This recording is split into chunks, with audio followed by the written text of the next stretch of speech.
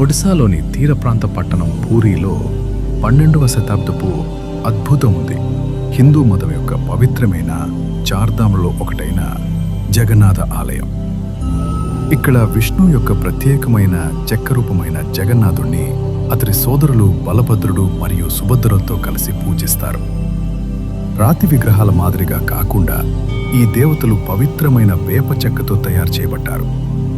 అత్యంత ప్రసిద్ధ సంప్రదాయం రథయాత్ర. ఇది మొదట 800 సంవత్సరాల క్రితం నమోదు చేయబడింది. ప్రతి సంవత్సరం గుండిచ ఆలయానికి దేవతలను తీసుకువెళ్లే కొత్త భారీ రథాలు నిర్మించబడతాయి. లక్షలాది మంది తాళం లాగడానికి గుమిగూడారు. ఇది కేవలం దేవతల ప్రయాణం కాదని, మానవత్వం దైవికతకు దగ్గరగా వెళ్లడం అని నమ్ముతారు. పూరి నుండి లండన్, న్యూయార్క్ మరియు అంతకుమించి ఈ రోజు రథయాత్ర ప్రపంచవ్యాప్తంగా భక్తులను ఏకం చేస్తుంది. జగన్నాథుని ప్రయాణం కొనసాగుతుంది. చరిత్ర, రహస్యం మరియు భక్తితో కూడిన సంప్రదాయం. జై జగన్నాథ్. చూసినందుకు ధన్యవాదాలు. మీకు కంటెంట్ నచ్చితే దయచేసి